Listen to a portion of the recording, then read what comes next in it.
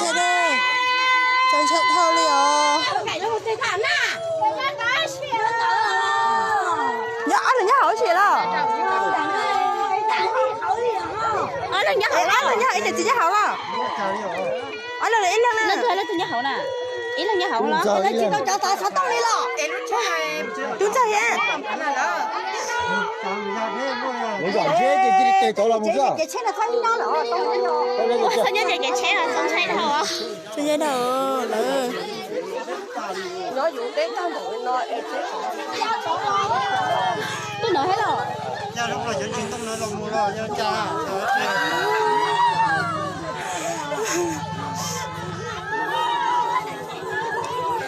Đó, tôi chơi hàng liều.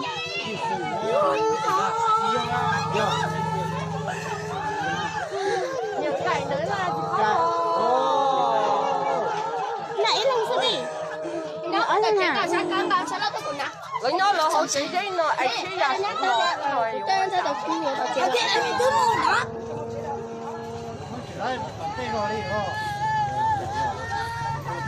Coi có thể lại có một thầy ở đây được sao tôi cũng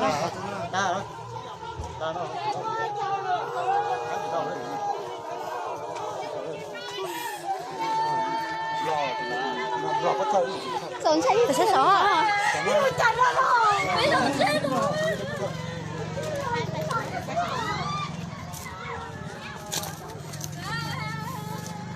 Chạy nữa. Ô, bây giờ có sợ hả? Tôi hỏi với tụi người ta phải chết. Đây có nhiều đó. Lấy cái gì chín nào đấy? Tụi con nhiều. Lấy từ từ hả?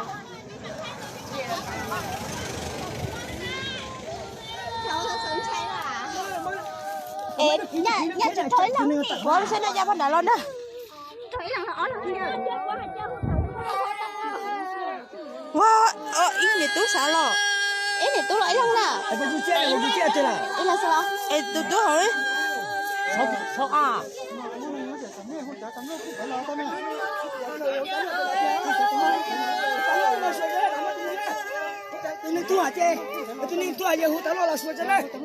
Tôi nhân tới. Tôi nhân tới. Là chi hay là lọ?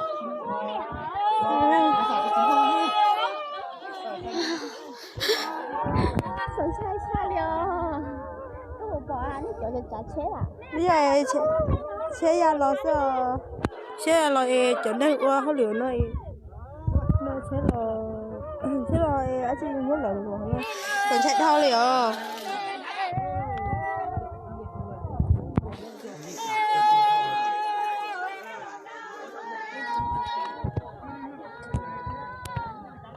Thế nào nó sẽ được giáp hơn nữa là thì giáp đấy tiếp liệu cho nữ chạy giáp đấy căng rồi nè. Năng có to nào? To.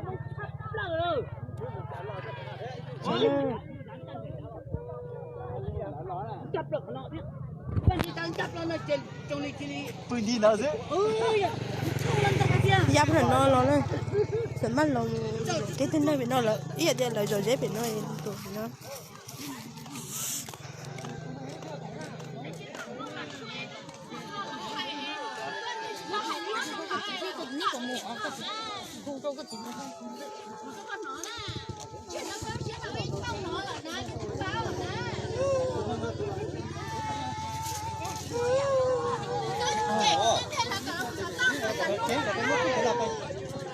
Mà nếu có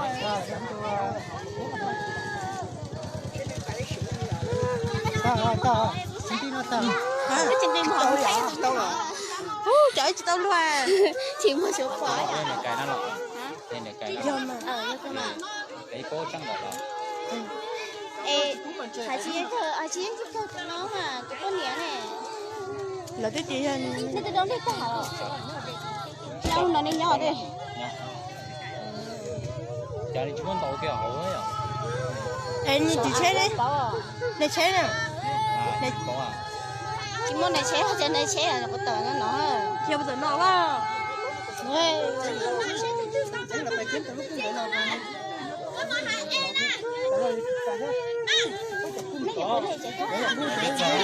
这从来都过去照顾人家呢。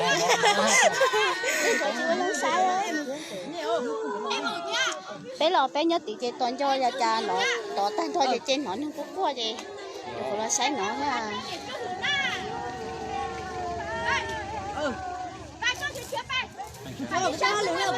không sáng thì có hỏi thế nếu mà con mình sáng rồi Chỉ có bó à? có một hai cái trên trên cháu có một cái nhìn chung trên Có à? nó cứ hùa Chỉ nhớ chế. cứ hùa Chỉ chịu lo được lại cái.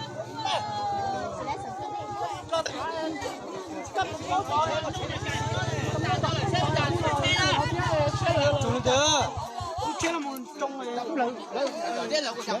Nó bỏ nó chỉ lấy à. nhớ xiên khổ nó nó chẳng bám bùa Kia là giờ trồng. thì nhớ nhớ nó xa lại Trồng cái cánh dầu nó ăn chỉ lopun đó là. là chạy chết lo luồn này nó sợ tuần xe hàng liều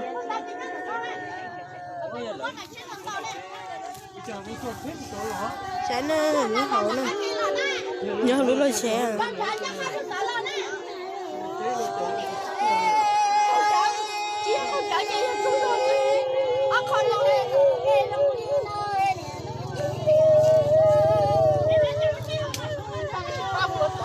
in để tôi nha họ lo nó cho tôi nhà ha nó không nó thay thì không có thay chua họ là nó ha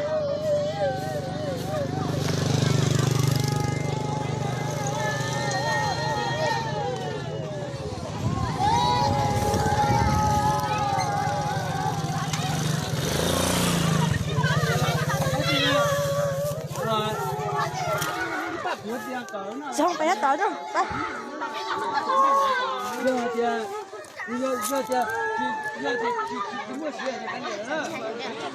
xe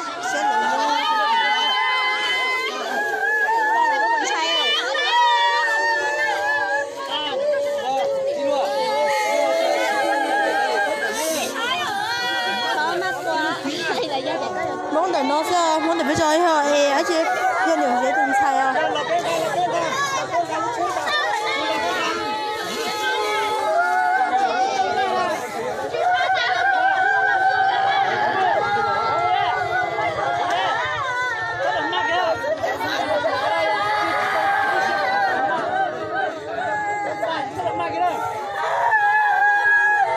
quý cái sẽ chẳng sao cái xin nó của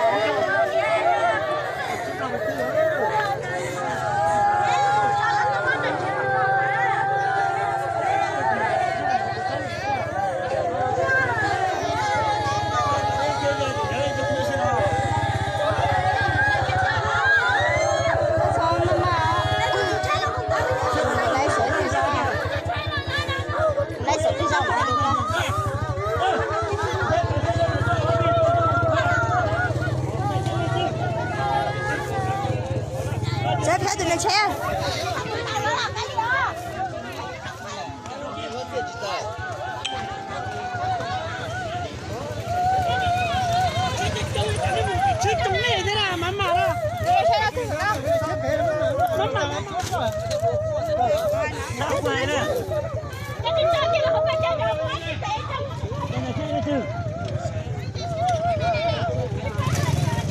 mình sẽ lên xe rồi người sẽ thử có to à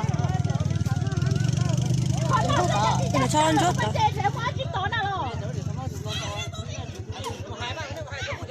thế nói cho nó chén nè tụi nó cho nó chơi là chén nè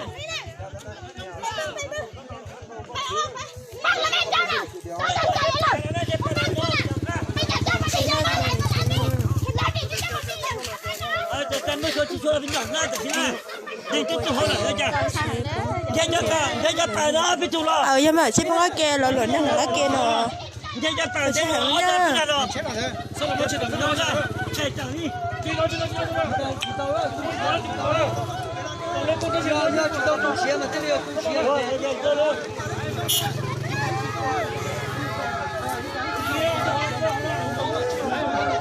chị ta báo liền thì chị nói chị ta báo nè chế phía mà tên nè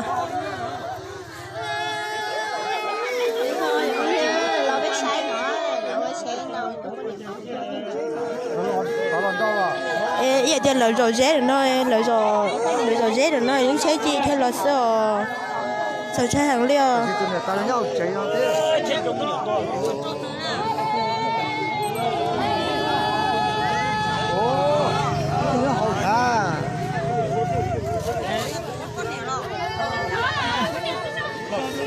cái tàu nó như tay đó người ta chỉ hàng liều người ta sẽ nó đã cho nó nè rồi rồi ở chị nhớ là ở chị bé rong bột cụm nó nhớ đợi thắt chôm nè nhớ dây thắt chôm nè cái gì nhớ dây gì tôi sao lấy à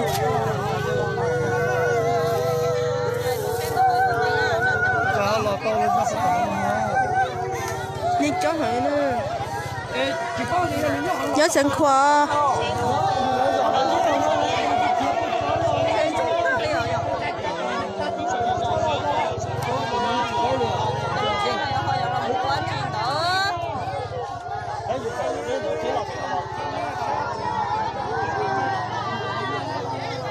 nè tay phải nè đá lo chị nó rồi tay phải dễ lo do cha cái lên mé nè cái lên mé nó rồi